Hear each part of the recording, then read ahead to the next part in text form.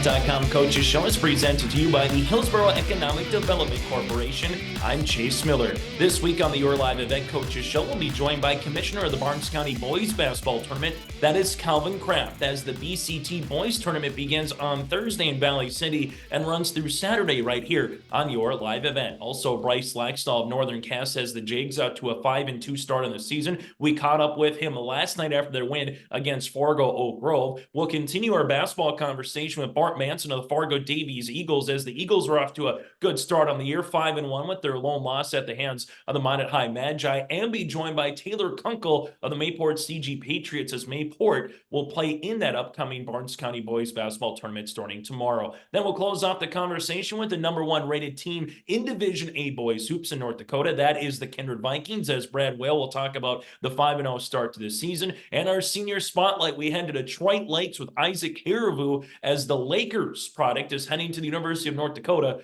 for collegiate football. Let's get into our conversation. First up is Calvin Kraft here from the Barnes County Tournament. Then we'll hear from Bryce Laxdal after their win last night for Northern Cass against the Grovers.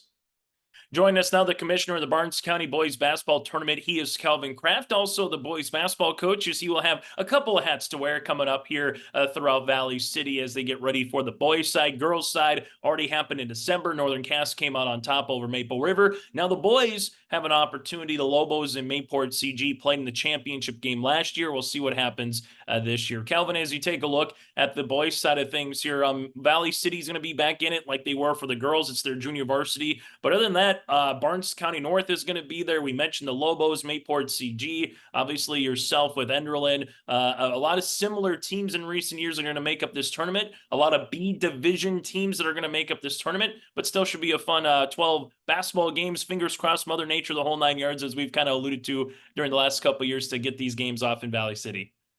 Yeah, no, we're excited to have a full 8 teams and everybody who's kind of closer to the area. We did have a couple even reach out that wanted to join, but we were full, and that's a good thing. You know, sometimes we're grinding to find another team, but on the boys' side especially, we've been lucky and fortunate. Now this one is going to be a Thursday, Friday, Saturday, which is a little bit different. I think maybe one time, I've been doing this for 12 years, we had it, but it's usually like a Tuesday, Thursday, Friday, or a Monday, Tuesday, Thursday. So anyway, 3 days in a row, like a state tournament kind of, is going to be taxing, I think, for all teams involved, especially on that 94-foot floor. But it's going to be a good environment, and we're happy to be back at the bubble, and hopefully the weather is really good.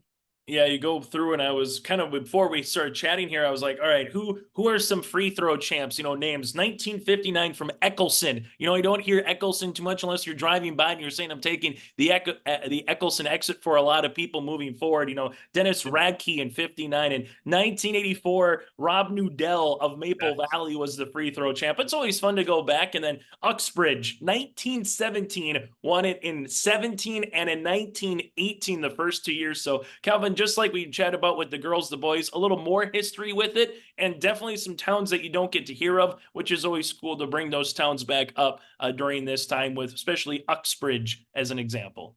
Yeah, I didn't know they were that dominant in 1917 and 18. That's pretty cool. I know, like, I did some research for a wall wrap in Enderlin. Our first team was in 1908, but you're talking like the schools around here, that's maybe 5, 6, 7, 8, 9, 10 years after we even started. So whoever came up with this Barnes County tournament in 1917 was really thinking ahead, or really thinking of doing things, obviously, for players and for teams, because that's pretty much the start of basketball in Class B North Dakota. So that's pretty cool. And Rob, you know, he'll probably ref a few games. He refs some with the girls.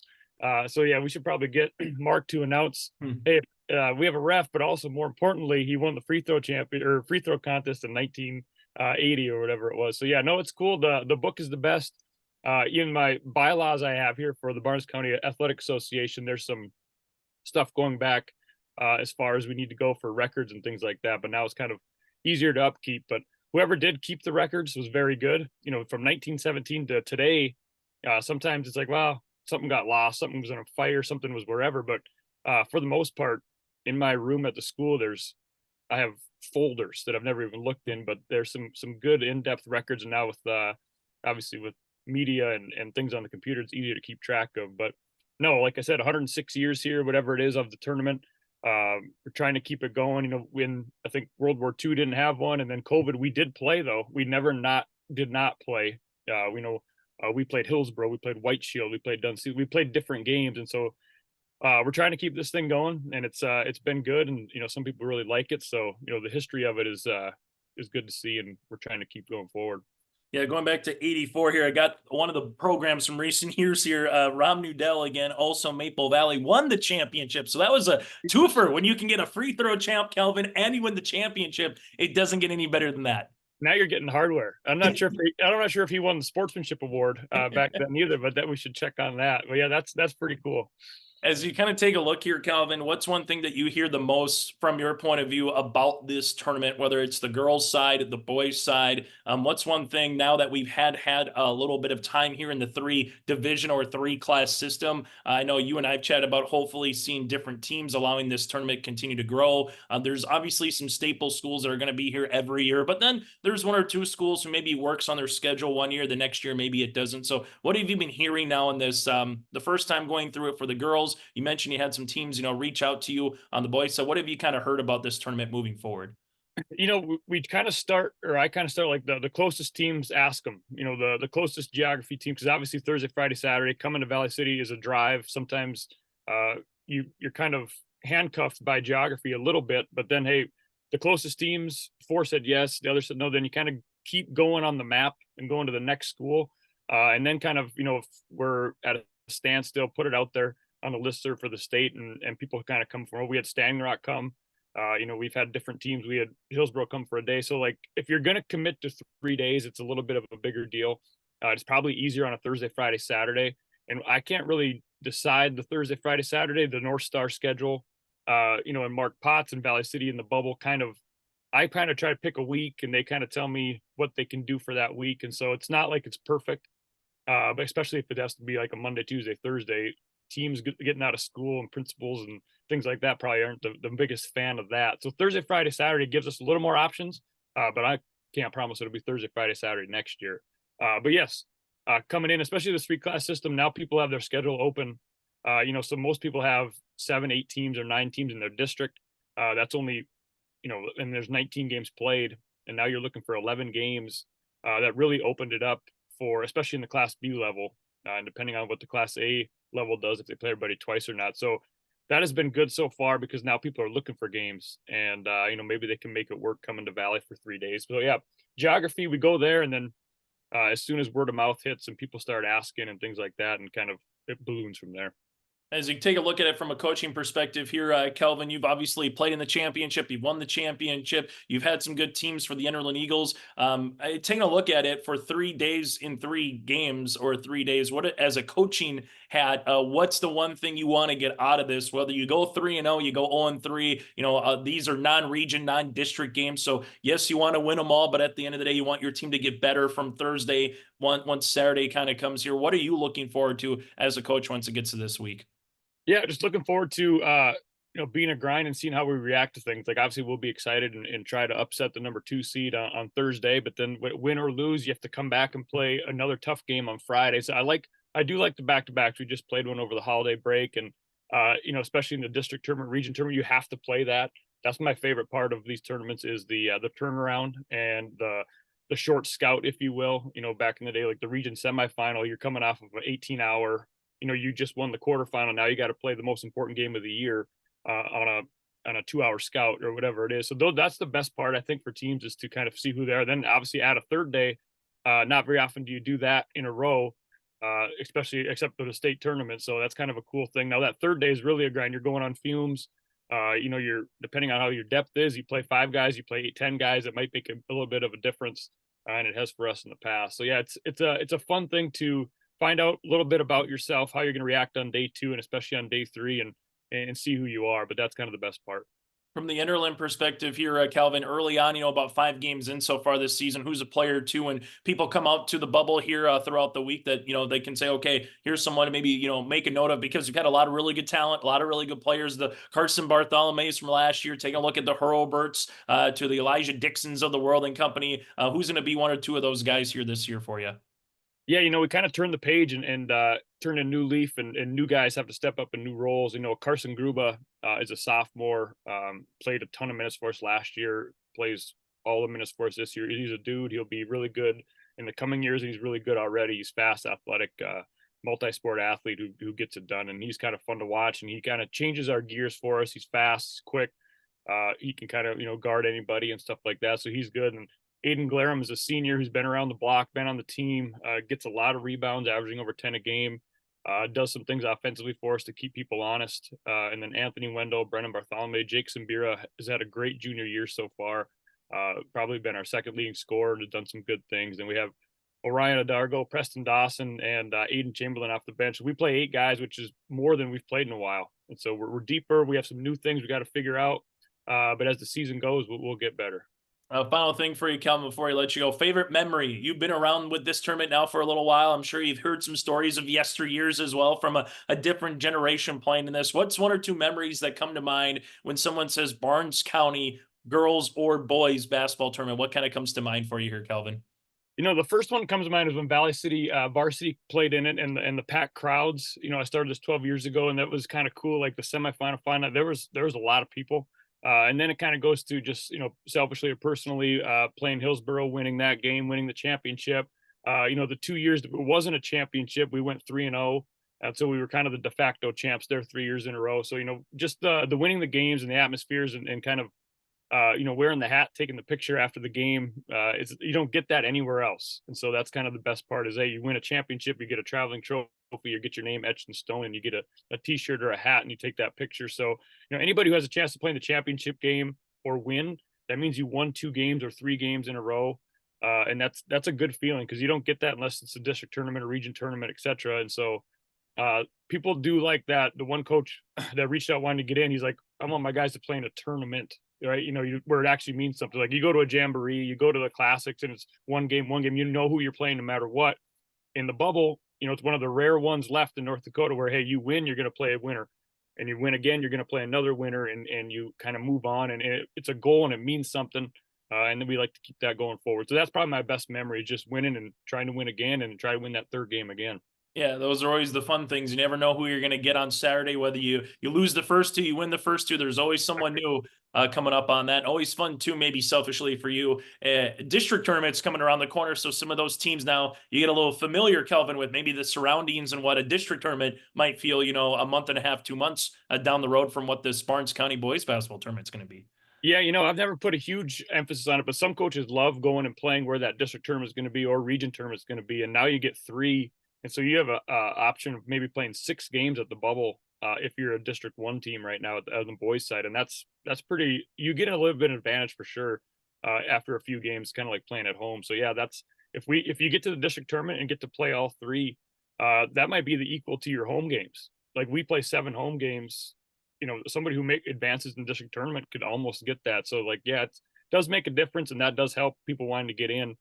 We will rotate that district tournament maybe to Wahpeton also. So it's going to go back and forth with girls and boys, but now the girls would be in the advantage side next year. So yeah, that's a big advantage and a good thing for the tournament. Happy New Year to you, Kelvin. Thanks as always for making the time, and we'll see you coming up here sooner rather than later at the Barnes County boys basketball tournament. Yeah, thanks for covering it. You make it way better and give our audience to the state so people can check out the bubble and see what's going on. Calvin Kraft, head coach again for the Enderlin Eagles and commissioner of the Barnes County Boys Basketball Tournament, will continue on our coaches show after this.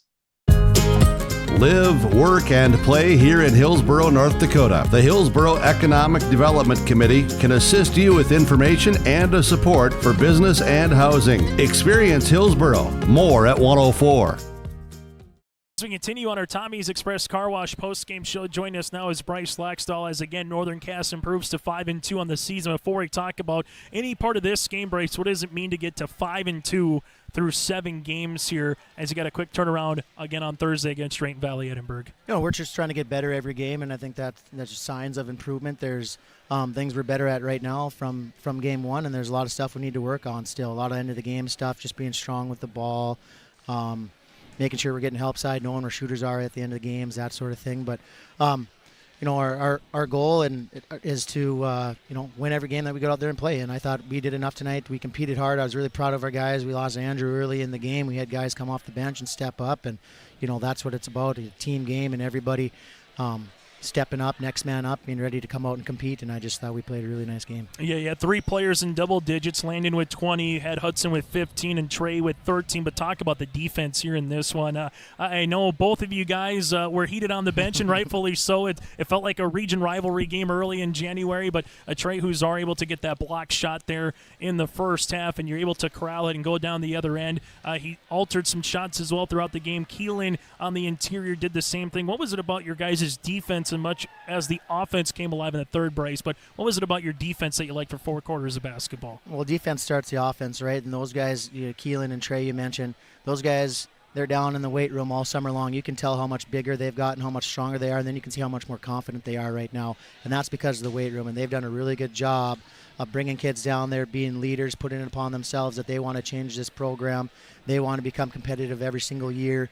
So it's really hats off to them. That was a great play by Trey, and obviously, Kyle and I, we've coached against each other a lot, and that's not the first time both of us have got teed up the same game. So it's fun to coach against him. He's one of my favorite coaches. I think he's a good friend of mine, and it's always fun. He got one and looked fun, so I figured I better get one too. So let's talk about Landon Mosier's play. I know they were it felt like a box and one maybe, even though it was man defense. They were trying to wall him off and not allow him to get the ball back. He had to earn his 20 points here tonight, Bryce. But what did you see most in terms of Landon's play, maybe not forcing the issue at particular times, because it can be pretty easy for a player just getting hounded for 32 minutes of basketball to really have to force some stuff, where it seemed like he kind of allowed the game to come to him at different times. Yeah, he let those other guys get involved, and you saw that especially in the third quarter. The more guys we can get scoring, the more dangerous we can be. They can't guard you with 2 guys. They have to play you straight up. And even with 2 guys on him, he's so good. He's so talented. He's so smart with the ball.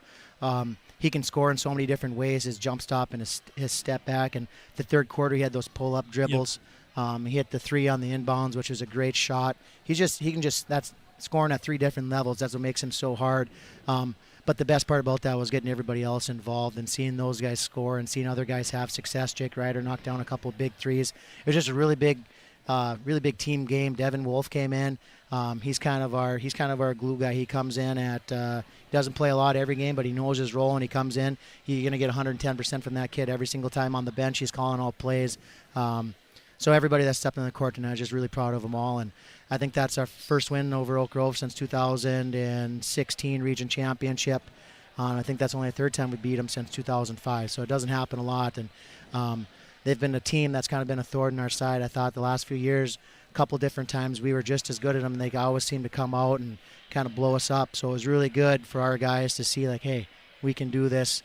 It's kind of snowballing now the rest of the season, and we can figure it out, and we can keep getting win on top of win, and hopefully we can be a dangerous team down the end. Yeah, let's talk about your next handful of games against B competition. With Drayton Valley, Edinburgh, you always play them. Obviously, you got a little family mix in there. Hatton, Northwood, Midway Minto before you kind of get to that stretch run of a lot of A games to close out January into February here, Bryce. So what do you hope to take from the couple of games in Carrington from tonight into non-region games and look to continue to pile up some wins here before you kind of get back into Region 1 Division A play here, Bryce? Yeah, we just want to take it a game at a time. Clean up turnovers, make sure we're not missing box outs, making sure we know the assignments. Each team knows different. Valley Edinburgh's a banger type team, lots of big athletes. We got to make sure that we're probably going to be going under a lot of screens, making them shoot from the outside, but long shots, long rebounds, making sure we're boxing out every time. Midway Minto, they got a ton of talented guards. You got to make sure maybe we're going over screens, we're going quickest way with long shows. We just got to make sure that we know the assignment every single time out on the court. We know who we're guarding. And those are the little things that make a difference down the end of the year when a possession here or a possession there is the difference in a ball game. Bryce, Happy New Year. Thanks so much for your time. Best of luck moving forward here throughout the rest of the season. I appreciate the coverage, Chase. Thank you. That again, Bryce Laxdal, head coach for Northern Castle, will continue after this here on your live event. Hey growers, when working on your water management solutions, call Chad's Excavating out of Mayville. They are your water management contractor, helping you with tile drainage plans, service drainage plans, or both. Remember, water management is a lifetime investment. Call Chad 701-430-0182 to get your water problem solved. For more information, follow Chad's Excavating on Facebook. For tile drainage and service plans, call 701-430-0182. Chad's Excavating out of Mayville, helping farmers grow. Do you want that new boat? Are you building onto your home? Maybe you want the new camper or ATV. Dakota Heritage Bank can help you. This is Dustin Nagel, president at Dakota Heritage Bank Hillsborough location. You can visit with me or our other loan officers to help with loans and lines of credit from Dakota Heritage Bank. We are serving you with locations in North Dakota and Northwest Minnesota. Dakota Heritage Bank offers financial services you expect with a local perspective. dhbanknd.com. Dakota Heritage Bank, Equal Housing Lender, member FDIC. There's more at 104. Hillsborough, North Dakota has everything you need on your next road trip. Food, fuel, fun, and family-friendly activities.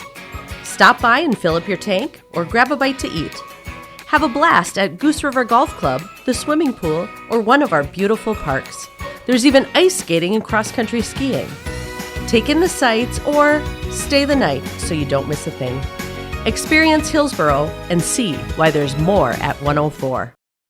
We continue on our YourLiveEvent.com Coaches Show. We'll hear from Taylor Kunkel of the Mayport CG Patriots in a moment, but here's our one-on-one conversation with Bart Manson of the Fargo Davies Eagles. Joining us now from the Fargo Davies Eagles, he is Bart Manson, as the squad is off to a 5-1 start here on the season as they now get ready for the 2024 portion of their schedule. And Bart, always a fun time of the year once you kind of flip the calendar over. That means you maybe think what you came into the program, maybe you had some pieces that you knew coming back from last year's team that was able to make it to a state tournament. Maybe there's a player or two that's playing maybe a bigger role than what you thought of earlier in the season with how they're practicing and how they're maybe attributing themselves in games. Just how's everything gone from your point of view early on this season here, Bart, 6 games in? Well, I take a look at, our team and, one of the things that I don't really care to do, and that's just maybe me because I've been doing this for a long time, is play a lot of games in December. And so, we probably have played the least amount of games. I don't know. I should look at the standings when I say that, but, we haven't played, that many games, 6 games. And so we're not even really a third through our season. And some teams are already hitting that, 8, 9 games in there. And so for us, we're still trying to figure some things out. We have some guys that we're trying to plug in and play and see where they, fit and things like that. And we're just trying to, develop what might be our identity this year. And so we're still kind of working through a few of those things right now. The one thing I've heard from coaches even before the start of the season was with this new 3-class or 3 division of basketball that it should be competitive night in and night out. And Bart, I think that is really the definition of the EDC boys here. Every time you look at box scores, whether it's one team playing or all 7, 8 teams are in action, you just aren't really sure of what you're going to get early on this season. There's been some tightly contested ball games. What has it been from your point of view so far? It seems like 1 through 7, 8, even 9, they have a chance to knock off anyone on any given night. I think this is one of the deepest years that the EDC has had. And the reason I say that is just because of the fact that, and nothing against those teams, but Wahpeton and Valley City dropped down into the class that, and Devil's Lake, who is having, a good year there too. And so losing those 3 teams, and kind of really, when you take a look at it, it's the Metro League, with Grand Forks, Red River, and Grand Forks Central, but the schools here in Fargo are just really good, and so the league is really competitive, and if you don't line up and play one night, you will get beat, and then you throw in there Red River, is still they're going to be fine by the end of the year. They have to get some things figured out because they turned over a good group of kids from last year's, state championship, second place finish. And then Central is, those kids have been playing now for 3-4 years. And so they got a really good squad.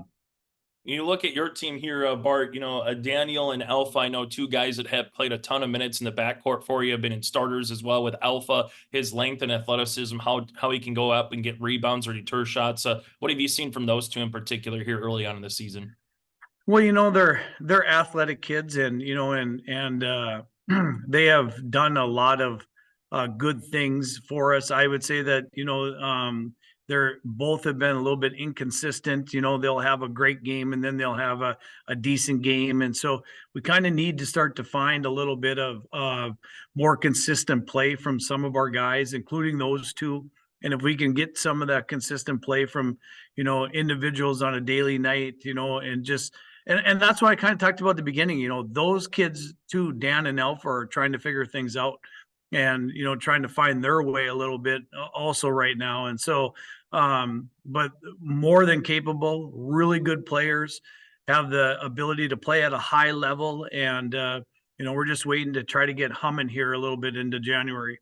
As you kind of alluded to my next point here, Bart, what's the one thing from your point of view, from a coaching staff, whether it's from the freshmen all the way up to, varsity, what are you talking through your staff and with your players once you get to this portion of the schedule, when you flip that calendar over, knowing the dog days of basketball are coming, right? It's going to still be late January, early February. You feel like the EDC tournament should be closer than what it is, but then all of a sudden, boom, you blink, and then it is the end of February. But when you kind of get into that stretch, it kind of feels like the long dog days of the season. So what are you talking with your staff and with your players once you kind of get to this point of the year? Well, like you kind of said, December basketball, everybody's fun to get started and, and you're ready to get going. And then all of a sudden you get into January, and typically it's a little bit colder out than what we've had. And, I'm going to knock on wood there too, because we'd like to keep that weather going. But January is a hard month. January is definitely, where some teams, plateau, and they're in that plateau. They don't, get any better at that time. And then, and some teams are moving past that plateau and starting to really, kick it into gear into February, and they always talk like in the NFL, like the teams who kind of win it start to kick it in about Thanksgiving. And, they really win in November and December. And, January kind of sets that up for February. And so you want to start to try to play better basketball by the middle of January.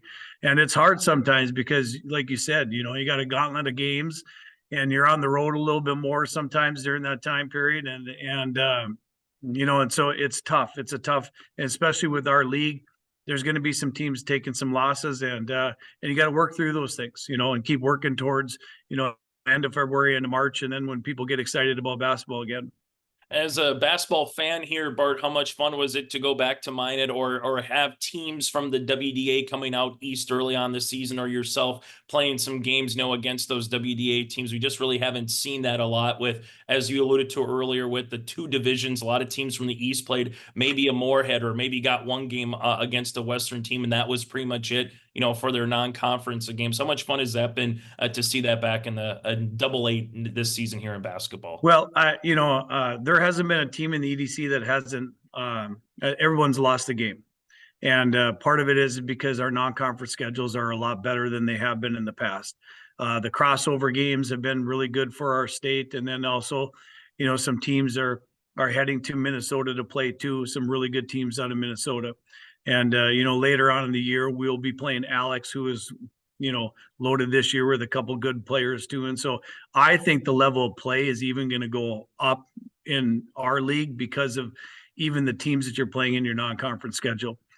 For us, getting a chance to go back to Minot and, it was really kind of a special place, for me growing up and playing a lot of games, in Minot and having the success that we had in Minot. It was fun to go back. We haven't been back to Minot to play since 2014 when we won it in the state tournament. And so it's been almost 10 years since I've even been back to Minot to even, play another game. And so it was great to see everybody I knew. It was great to play at Minot High again, shot a lot of baskets in that gym. And so wish we would have played a little bit better, but that's the way things go sometimes. And, and you got to just kind of, move on from that and try to work to get better this week, because we got a gauntlet of games coming up with South on Friday, North on the next Tuesday on the 9th, and then Cheyenne on the 12th. And so we got a tough little stretch here coming up. Final thing for you, Bart, before we let you go, what's a trait that you want to see from this team as the season continues? And as you mentioned, going through some pretty stingy squads here in the EDC for your next handful of games. Well, the word that I would say is rhythm. We got to just start getting some rhythm. And, we're kind of just struggling with some rhythm offensively right now and defensively. And so, once you get that rhythm and you get that, where everybody's figuring out what to do and things like that, then I think you can start to see you can move forward as a basketball team. But we haven't found that yet. And so we need to keep searching for that and see if we can find our rhythm. Bart, as always, thanks so much for your time. Happy New Year and best of luck to you and the crew here as we continue through the month of January. Thanks a lot. All right. Have a good day. That again, Bart Manson, head coach of the Fargo Davies Eagles, will continue after this on our Coaches Show. Live, work, and play here in Hillsborough, North Dakota. The Hillsborough Economic Development Committee can assist you with information and support for business and housing. Experience Hillsborough. More at 104. On the Your Live Event Coaches Show, talking with Mayport CG head boys basketball coach Taylor Kunkel as we're in the holiday break right now, and we're going to resume action here in the new year with some games coming up. We'll talk about that a little bit later. But Coach, first of all, thanks for the time. Hope you've had a good holiday season. Yes, thank you. Thanks for having me on. Yeah, it was a good holiday season so far. Yeah, and for your boys, off to a 1-4 start through the first 5 games of the year. Kind of a tough start to 1 win and 4 losses. None of those games have been in single digits. So definitely some things to work on, I'm sure. Your thoughts going into the new year on the trajectory of the boys? Yeah, we're struggling a little bit right now. Midway Minto came down and they played well against us, and we turned the ball over too many times. We're still trying to figure each other out at this point. We're not. It's a bunch of guys that have played together and or that have not played together, so they're trying to figure out what each other's doing and whatnot. So we got a lot of stuff to figure out, but hopefully this break gives us a little bit of time, and going into Barnes County tournament, we should we actually play Maple River again, which they're going to be tough, just like they always are. So yeah, we've got a lot of stuff to figure out, but we'll get the boys there. Boys want to work hard. Boys want to get better. So that's exciting. Yeah, and I imagine, Taylor, that's a positive, that at least the attitude and the energy is still present with the boys.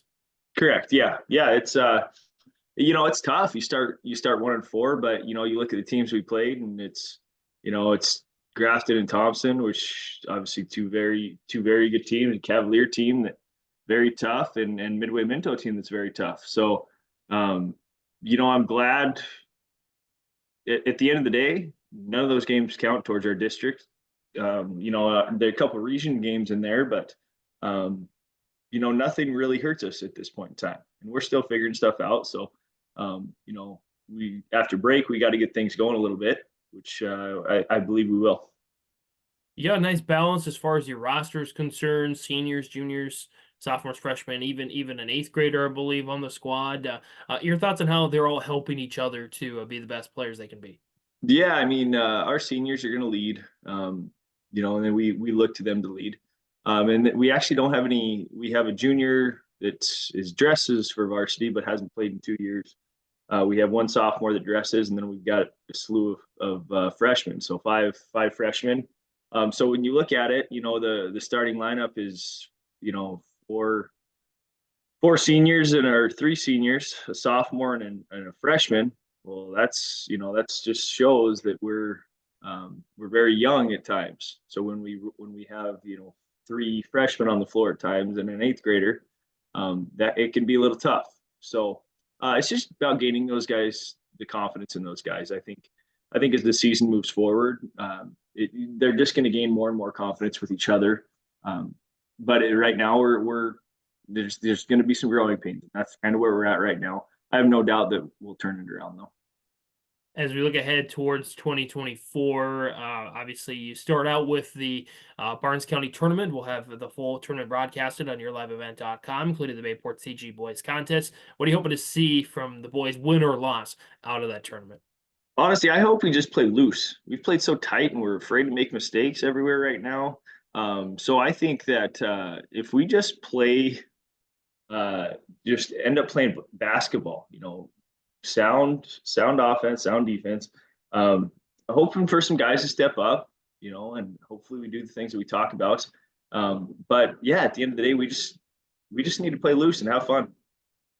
As we again look beyond the Barnes County tournament in 2024, you mentioned that really haven't had a chance to face off against your region opponents yet. Of course, with the new 3-class system, everything changes. Your thoughts on the region you have this year and maybe some of the matchups you're looking forward to?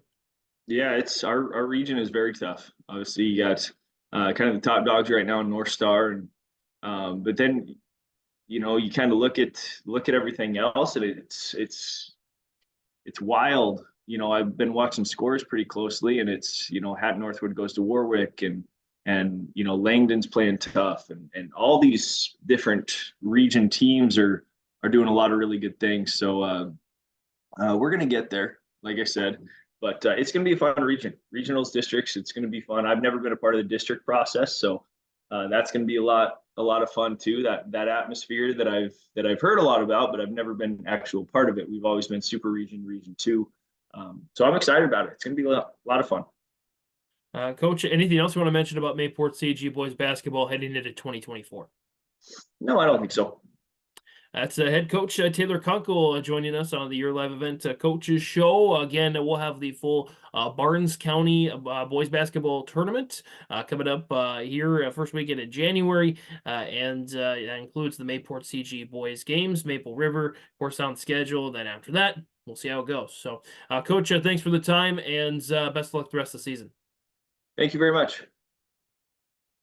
All right, we'll break here for the Your Live Event coaches portion, and we'll start our year-end interview on KRGB Radio here in 3, 2, 1. On our year-end segments on KRGB, RJ Broadcasting News, James Martin's pleased to be joined by the interim high school principal at the Mayport CG and Taylor Kunkel. And Taylor, it's been an up and down year, lots of challenges and lots of, I'm sure, positive things that come at Mayport CG school this year. Kind of share with me, first of all, the positives that you take away from 2023. Yeah, there's a lot of positives. We've obviously our students are positive. We have got so many good things going on in the school with different things the teachers are doing, and kind of just a good atmosphere with our students. Yeah, it's been really good getting stepping into this role in the last 2 months. It's been a lot of fun to see the kind of different side of things, and see it from education from a different perspective. You mentioned education from a different perspective. I know it wasn't your plan, obviously, to step into this role at the start of the year, but your thoughts on embracing that new role here this year? Yeah, it's been great. Obviously, stepping into the role, we kind of apprehensive to do so mid-year, but it's been great. Had a number of other administrators that have reached out to me and offered help when I needed it, and we've got a really great area to kind of feed off different schools and whatnot. So I've been very fortunate that way. But our teachers are great. To Mayport CG, people here from the office to the custodial staff are just phenomenal people. So very fortunate, very lucky to be a part of the school. And as we look ahead in this, unique situation, you never want to have it happen this way, obviously. But what's 2024 look like at Mayport CG as far as the process? Are you going to stay in that role for the rest of the school year, or what's the process like for the next principal at Mayport CG? Yeah, it's so right now it's as you mentioned, I have the interim principal title at this point, but yeah, I'll be in for the remainder of this school year. I do have a long-term sub because I was the history teacher, obviously. That I do have a long-term sub there, and ultimately, it's up to the school board, Mayport CG, to decide how they want to proceed with everything. And from your chair, from your perspective, Taylor, what do you hope to accomplish, if that's the right word? What do you hope that your contributions will be in 2024 for Mayport CG High School? Yeah, I think anytime you look at education, it's whatever's best for our students, and I hope our students get the best education they can, and that there's a positive, safe learning environment for our students, and they feel welcomed and loved and cared about. And that, really that's it when you're talking education. What's best for our students, and how are we going to do that? And I think our staff here does a phenomenal job in that aspect. Just to take a look again between 2023 and 2024, of course, the biggest highlight I would think from 2023's perspective is girls volleyball making it to the state championship match, first time in a long time that they've made it that far. Any other highlights from clubs, organizations, classes that you want to highlight from 2023? Yeah, we've you could look at a number of different things, from speech to our one act play going to state to all the different organizations that we have. We have our FCCLA and our FBLA organizations that are competing at nationals and state levels, and we have so many good things going on. But yeah, we've 2023 was great. Our girls softball team, our girls basketball team competing, our boys basketball competing. Yeah, we've definitely had a very good year in 2023, and we expect great things in 2024 as well. 2024, Taylor, anything else you want to mention about the upcoming year? Any other changes that are coming to Mayport CG in 2024, whether it's classes or activities or anything else you want to mention here on our year-end segments? No, I don't think there's too many changes. You kind of have the schedule set up. I actually came to my office this morning to get some student schedules plugged in for them. So, classes will be changing, it'll be electives will change a little bit. But not too many different changes are going to happen. We'll go, there'll be some different activities this spring, such as I'll take a close-up group to Washington, D.C. and New York.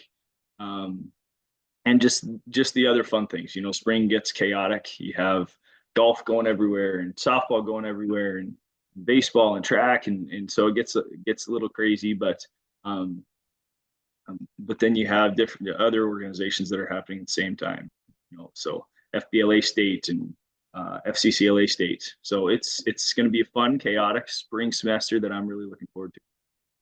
That's the interim high school principal at Mayport CG, Taylor Kunkel, joining us in our KRGB RJ Broadcasting News year-end segments. And we hope to follow up with you, Taylor, at the end of the school year. And we'll keep a close eye on the school board and see what the decision process is. But I think they got a great candidate, at least, to step into that role for the short term. So, Taylor, thanks for the time, and have a good 2024.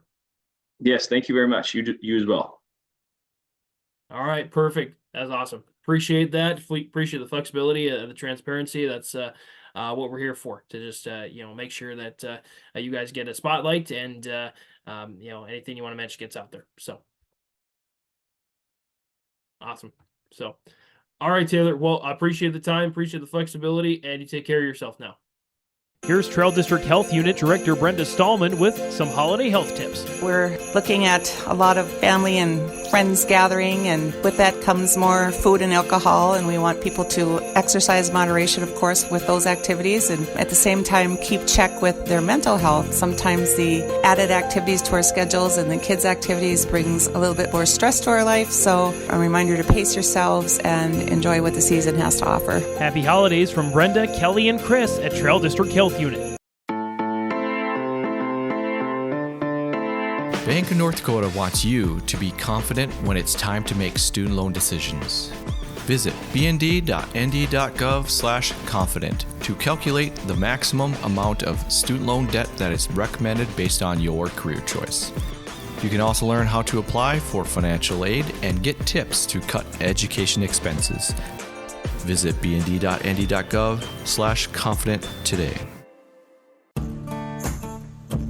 Treat yourself to a great career at American Crystal Sugar Company. Team up with quality people making quality products. Full-time and year-round in a stable business. With great pay and benefits, including time off available from day one. American Crystal Sugar Company invests in you to promote your continued growth and career advancement. Grow your career, doing your best work within the world's best beet sugar company. Apply online today at AmericanCrystalCareers.com.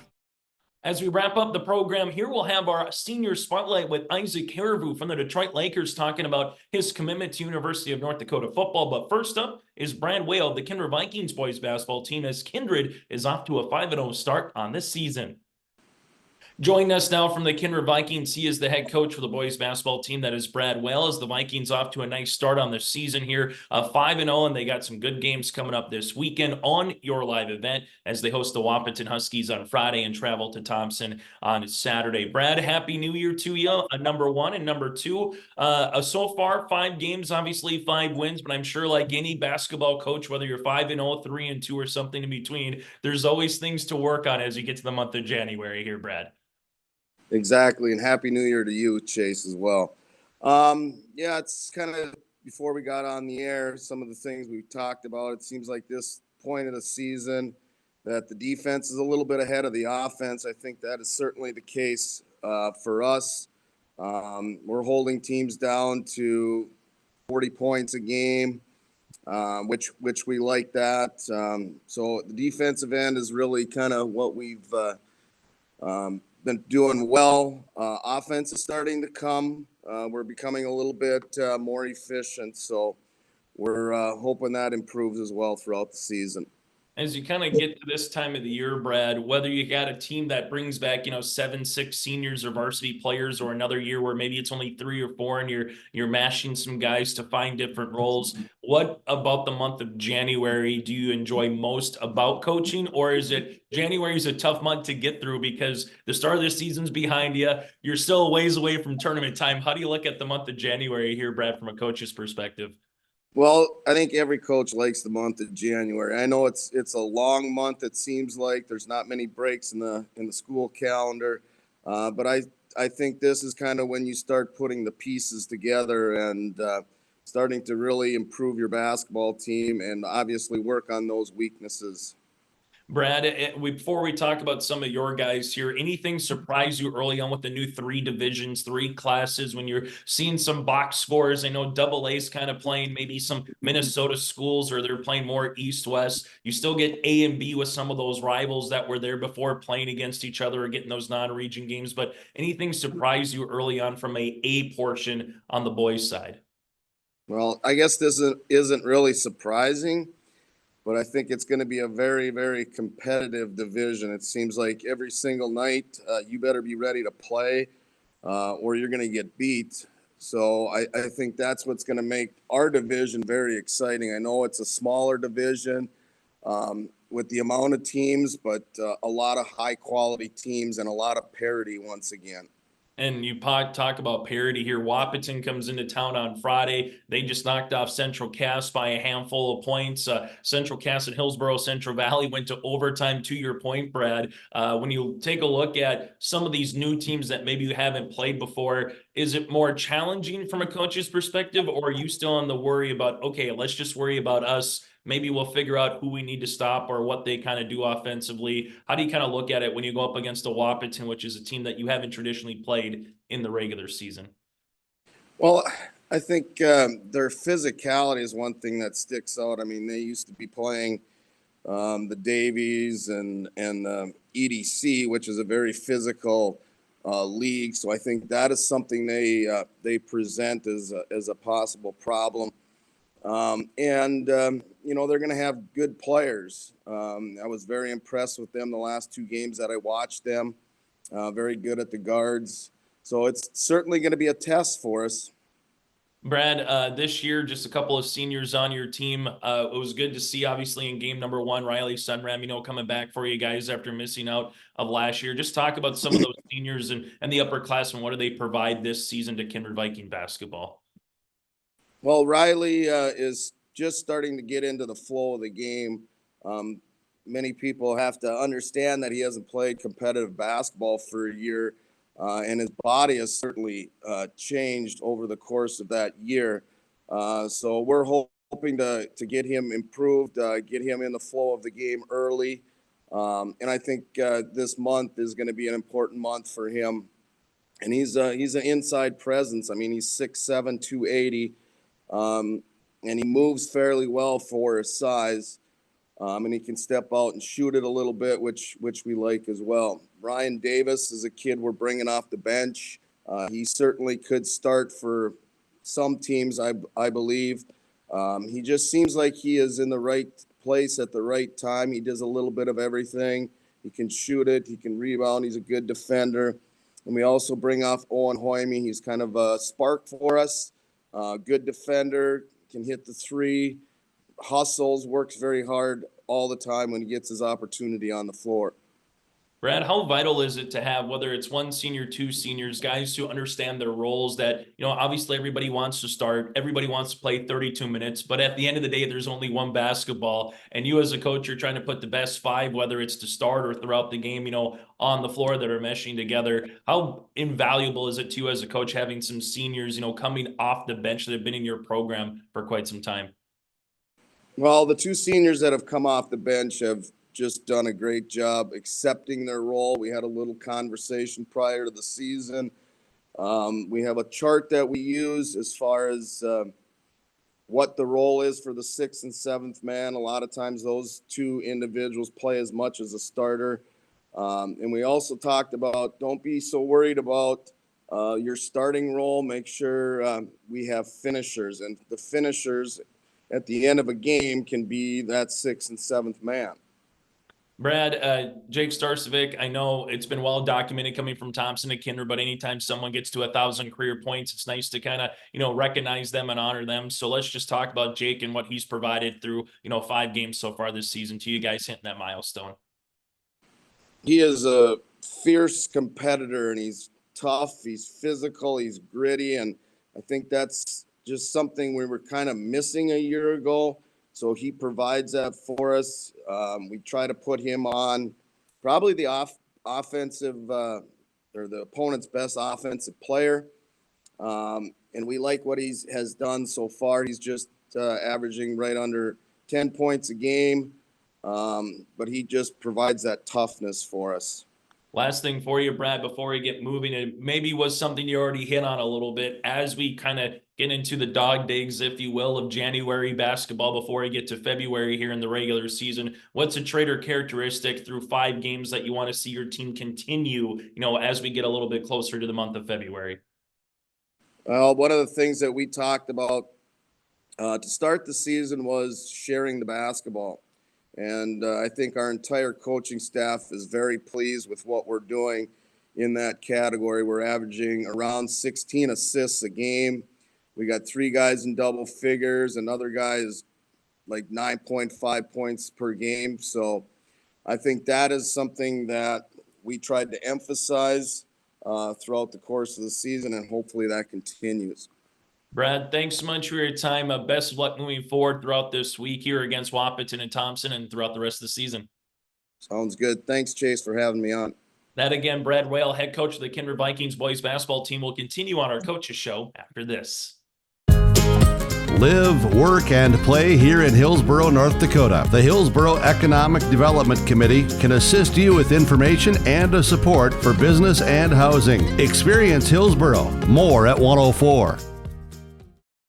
Isaac Cariveau from Detroit Lakes joins us now for our senior spotlight. And Isaac, congratulations first and foremost. We see the t-shirt there. You're heading off to University of North Dakota coming up. Let's just talk about your commitment. When you signed the dotted line, said you're officially going to Coach Bubba Schweiger, Grand Forks, North Dakota.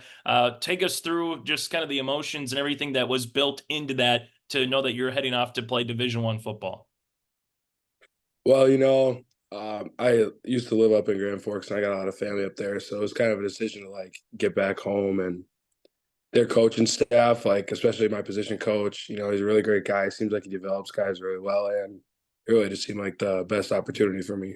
When you kind of go through the recruiting process here, Isaac, what made UND, as you alluded to already, maybe going back home, so to speak, but what other things kind of attributed to your decision to head to University of North Dakota from a football standpoint? Well, versus Division I versus Division II, I wanted the best opportunity for myself and to challenge myself as much as I can. And, I just had a lot of people behind me with that college, and the coaching staff is great, like I said, and they know what they're doing with guys. As you kind of take a look at your time on the football field with Detroit Lakes, what's something from the coaches, what's something from your teammates that you will hope to take with you up to Grand Forks coming up for college football? I would say that a big like focal point of our football team was that like you might not start with like an advantage. You probably start at a disadvantage, but like just work your way to the top and like be the best you can. As you take a look back, a favorite sports memory to this point, Isaac, whether it's on the football field, maybe it's with family and friends going to a game. What's a couple of sports memories that come to mind that, list at the top for you? I would say a big one was like a sophomore year playoff win that, we necessarily weren't supposed to get. And then just like the team meals with my guys the day before a game, kind of get close before you go to war with them. As you go back through, what would be some advice that you would like to send down for a 14, 15-year-old who maybe is going to be in what your shoes were just a few years ago here, Isaac, chomping at the bit, waiting to get on the varsity level, maybe going through camps to try to, become a college athlete in their own right, Isaac? What would be some words of advice that you would like to pass down? I would say that you gotta do things that people don't normally want to do, and you gotta separate yourself from everybody else. And I mean, get up earlier than them. You gotta work harder than them, go more than them. Like you just gotta do more. Superstitious. Did you have to do anything before you got to kickoff on Friday nights? No, honestly, I didn't have any superstitions. It was just kind of be there with the guys and go and play. Was there anything on warm-ups with the team that were superstitious when it came to those team meals on Thursday, or was it pretty much same thing? Let's just, get to the football field and put the ball on the tee. Pretty much, yeah. I mean, fill up tables, make sure you're talking, but it was just same routine every Friday, for sure. As you go up to UND, Isaac, what's something that you look forward to studying a little bit? What made, UND from that standpoint, from the school standpoint? What is one or two things that you look forward to kind of getting your hands dirty, so to speak, freshman year once you hit the books? Well, I wanted to get into something medical, and I know that's like supposed to be a really good medical school, so that was a big part of it too. And yeah, I mean, I like the biology classes, so I'll be excited for that for sure. Take us through offensive lineman, a technique at the guard spot. What's a drill? What's something in practice that you enjoyed most during your time with Detroit Lakes at that guard spot? Well, in high school, I played tackle. And even then, like any opportunity I could get to pull, that was definitely my favorite for sure. So you like to kind of able to clear the way for your running backs or for your quarterbacks there coming on that counter or that pull. Is there a big difference to you, Isaac, when you go through these camps as an offensive lineman? We hear so many times that you have to know a little bit how to play center or guard or tackle. They're kind of similar, but they're a little bit different in how they have their techniques. What's the biggest difference for you from a tackle to a guard in terms of camps or, playing on Friday nights when you maybe did have an opportunity to play at a different position or talking with guys, throughout the game or throughout the season? Mm-hmm. For sure, with the camps I went to, I wasn't going to go out there and try to play tackle because like the tackles are trying to recruit are 6'5", 6'6", 6'8". type thing, but guard and center, they're similar. Obviously, center, you got to know how to snap the ball, but I mean, being a guard and center, you just got to play like your head's cut off. Like you just got to go. Is something better in terms of pass protecting? Is it better to kind of have that crackdown block like you talked about and open up a lane for the running? What do you enjoy most about an offensive lineman when it comes to either pass pro or just going out and trying to, open up a lane for the guys running behind you? I for sure like run blocking a lot, but in high school playing tackle, it's kind of like satisfying almost, I'd say, to get a block because you're kind of out on an island with a defensive end. You don't got necessarily help outside of you. So to make that block is big for sure. Final thing for you, Isaac, what does it mean to be a Detroit Lakes football player, knowing that you're going to keep the tradition going a little bit, after your time, obviously up at the University of North Dakota? For sure. It's like getting your school out there. Hopefully that like kids younger than me are like on a line now where it's like recruiting's easier for them. They get noticed easier and just like keep a legacy alive in DL for sure. Isaac, thanks so much for your time. Happy holidays and best to you moving forward at the University of North Dakota. Thank you.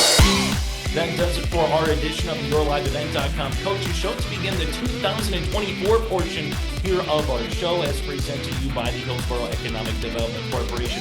Thanks to all the coaches and our staff for making the time throughout the year of 2023 and continue to join us every Wednesday night at 7 for the latest edition of the YourLiveEvent.com Coaches Show. I'm Chase Miller. Enjoy the rest of your day.